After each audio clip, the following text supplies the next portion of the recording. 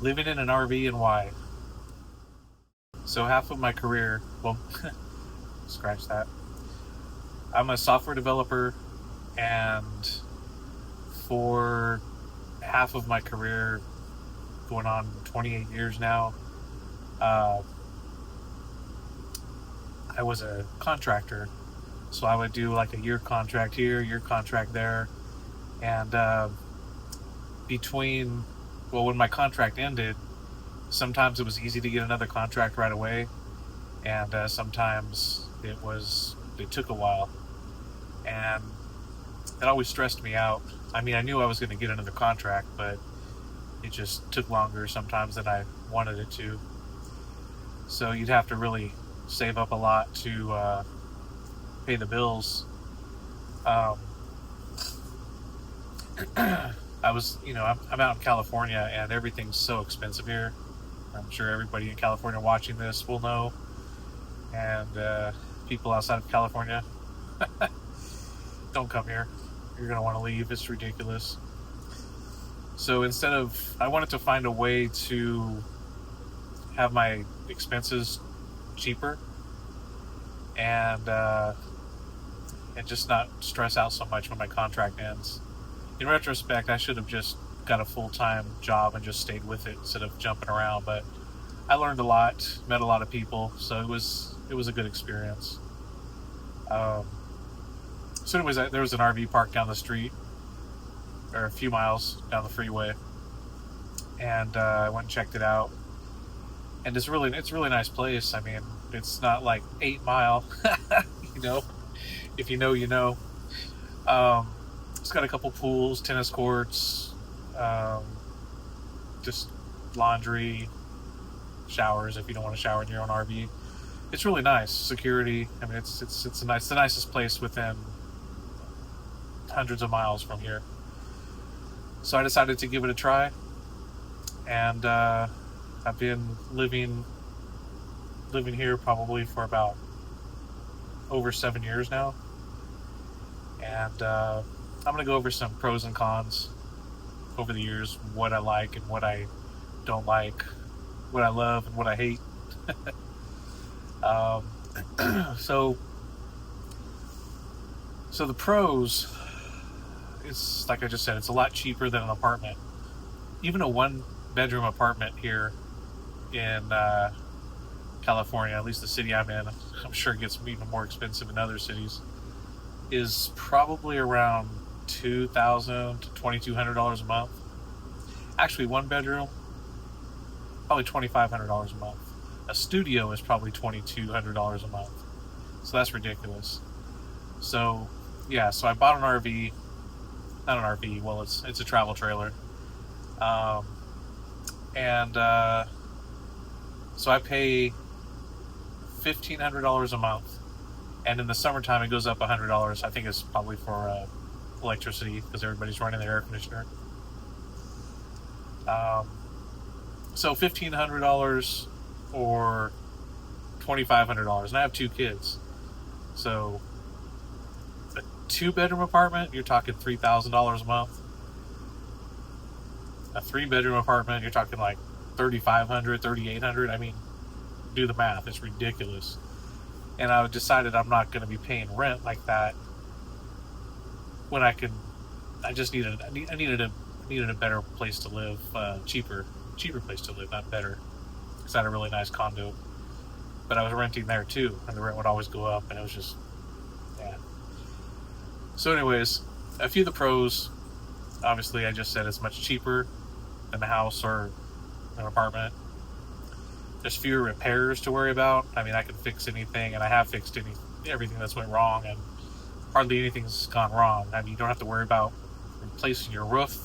I mean, sometimes RV roofs have issues that you have to take care of, but it's pretty easy. It's like hardly costs anything compared to like replacing your wood roof or tile roof or whatever in a house. Um, no dishwasher, so I don't have to worry about that. So it's basically just heating, air conditioning, refrigerator, an oven, a stove. I mean, those are the things that something could go wrong with, but I haven't had any issues really. so I don't have to worry about repairs. And that's for owning a house. Like if you're owning a house and you want to move into an RV, those are some things that you don't have to worry about. That's a lot of stress you don't have to worry about. Um, let's say you hate your neighbors. I'm sure everybody can relate to a neighbor they don't like. I could, if someone moved in next to me and I don't like them, I could just move to a different spot. Like, problem solved. Don't have to worry about that. Um, we don't pay utility bills here, so it's all included. So, you know, if you're paying $2,000 a month in utility bills because you have a pool, if you can afford it and you want to deal with that, that's fine. But even I was paying at least $300 a month in a 2-bedroom condo for utilities. Well, for air conditioning, mainly air conditioning, and yeah, it's just ridiculous. Here, I don't pay anything. So my expenses here are $1,500 a month. That's it, all in. um, I've also done some minimalizing. I hate that word. Getting rid of shit. I've gotten rid of a lot of stuff, and it's really cool to not have so much overhead of junk and stuff that you've kept forever. And like I had a mini storage, which I'll do another video on that later. Then I went from a 10x10 floor to ceiling to a 5x10 that's really organized. I'll take you through it, show you a video of that in another video. So yeah, and if you, depending on your situation, you can travel in an RV. I'm stationary, by the way. I don't know if I mentioned that, but I don't travel with the RV. It just sits here. I bought it here. Well, I bought it and had it delivered here. And when I sell it, I'm going to sell it here, and then I'm going to leave because it's too big. It's like a 35 foot travel trailer. It's a 2-bedroom. Yeah, and I don't have any desire to. I mean, once I'm out, I'm out. I mean, and I had a lot of good experiences here. I mean, I'm kind of on the tail end of it. I just kind of want to get out now and do something else. I want to kind of travel. So those are some pros. Have a nice patio. You know, I'll do an RV tour at some point. It's nice space outside, so you're not inside all the time. I work from home too, so you can imagine this place gets small. I mean, I wake up, I walk 3 feet this way. Well, okay, I walk 10 feet to the bathroom. I go to my refrigerator another couple feet, make some coffee, sit right here, work. For lunch, if I don't go out, I walk back to the kitchen, make lunch, come back, sit here, and work the rest of the day, pick up my kids, that kind of stuff. If I have them, because I have divorced and I have 50% custody. One's in college, so so yeah. So most of my life in the last 7 years has been right here, and so one of the cons is just, I mean, especially if you work from home, you got to get out. You have to get out of here. You're gonna go crazy because it's pretty small. But I don't feel claustrophobic. It's just, if you don't have anything to do, any social life outside of work, this place can get real small. So my biggest my biggest hate or dislike of living in an RV is having to dump the black tank, once a week. It's not gross. It's not, doesn't get on you or anything like that, but the smell is just, I can live the rest of my life not smelling that. It's just something I don't look forward to at all. Another thing I don't like, a con, is if there's anybody else in here walking, the trailer moves. So if you're like sitting down or if you're laying in bed or whatever, you're trying to relax, when someone else walks around, the trailer like shakes. So you're always like, oh, is this an earthquake? Because you're in California, right? Or you're just annoyed because the trailer is shaking all the damn time. Here in California, we have a lot of power outages. This is item number 3 if you're counting. We have a lot of power outages in California because of wildfires, and if the wind blows too hard, they shut the power off, so you have to have a generator. So when the power shuts off randomly and we don't get notice, I have to go outside, fire up the generator, unplug the RV, run the cable under the RV, plug it into the generator, and get everything running. Always have to have gas on hand to put in the generator. It runs on propane also, but you get a lot longer and more power out of gas than you do propane. So yeah, that sucks having to do that. It happens more than I'd prefer to have happen. So you gotta have a generator, at least here. Um, there's no garage, so you have to be really minimal. You have to pretty much have a mini storage like I do, and then I have some storage lockers, so to speak, out on the patio, just for things, random things that just don't fit in here, or I just need another place to put something, so everything's not cluttered in here. So you don't have a lot of storage. Um, Big thing I hate. Oh man, there's pest problems, and I had a mouse 2 times. Maybe it was a family. I don't know. I ended up getting rid of them because I bought some proper traps and sealed up holes and whatever, and haven't had any issues since. But that sucked. I mean, my kids were just freaking out. One ran over their feet. You can imagine how a girl would react if a mouse ran over her foot, like a young girl.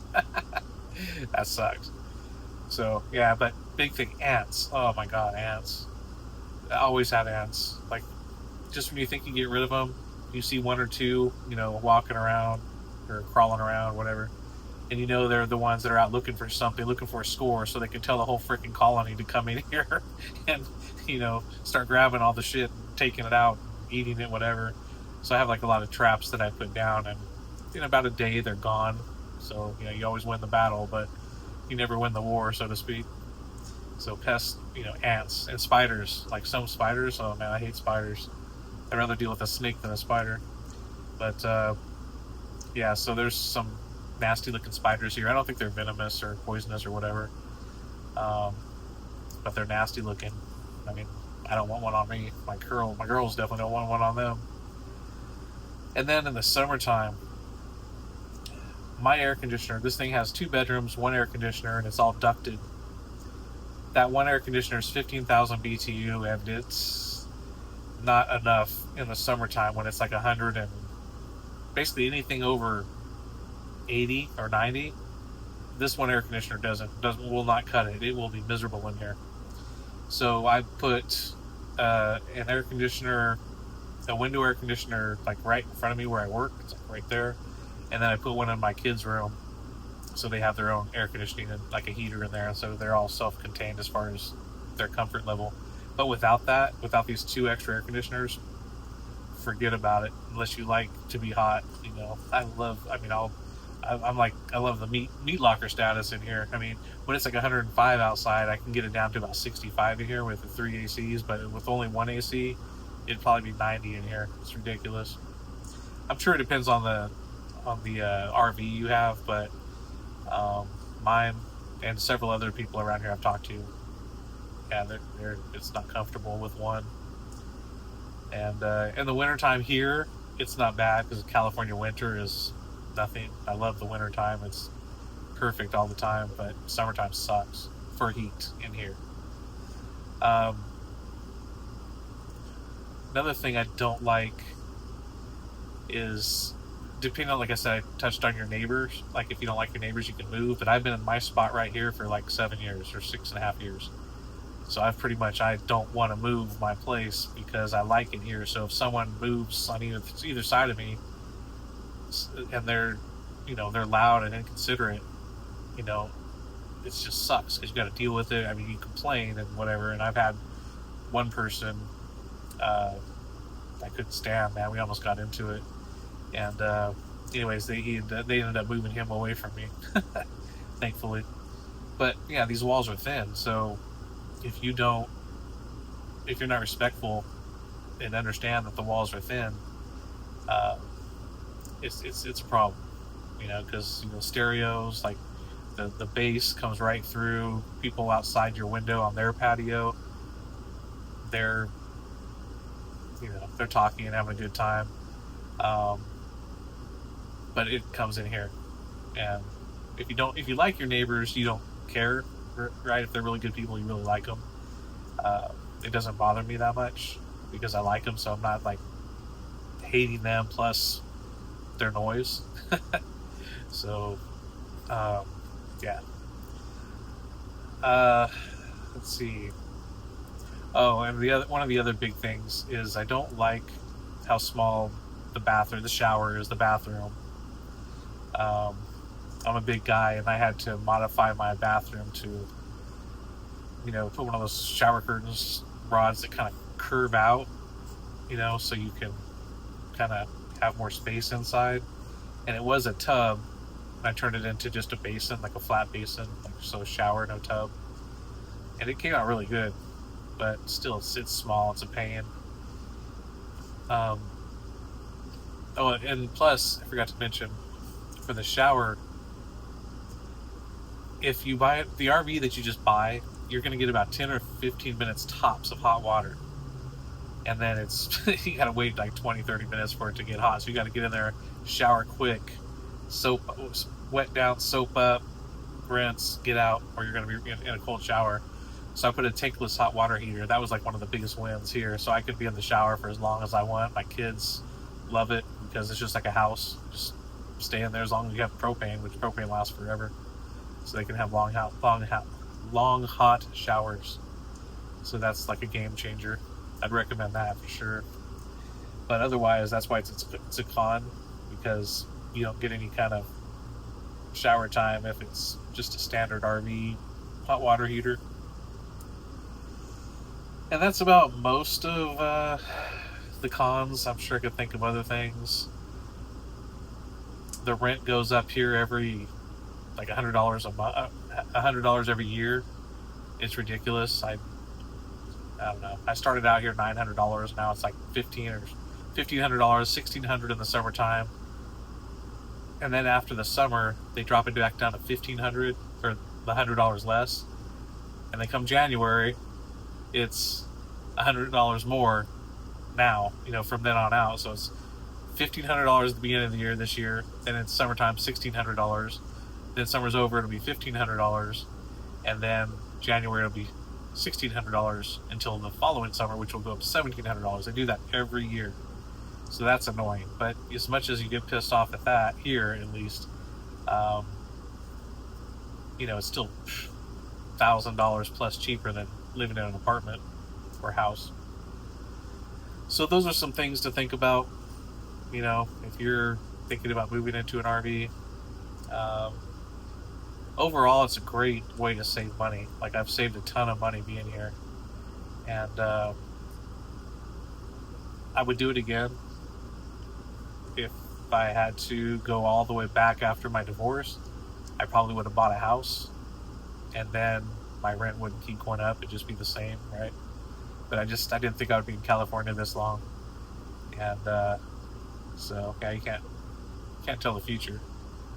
But yeah, if in retrospect, I would have probably bought a house after my divorce, and then this would have never happened. But it's still fun though. It's kind of cool in a way, just like you're self-contained. Like, once you minimize your stuff, you have like it's like stress-free living. I have like zero stress, nothing. Like, I don't worry about money or anything, nothing. The only stress I have is if work related, if there's something going on at work, but other than that, I'm relaxed, which is good. So anyways, if you made it this far, thank you for watching, and I'll have some more videos coming up soon. So I am gonna be gone for now, and we still have this rebooting in progress, so gotta keep rebooting my life until it's finally rebooted once and for all, and then we'll see what the next chapter says. So have a good one, everybody. See you later.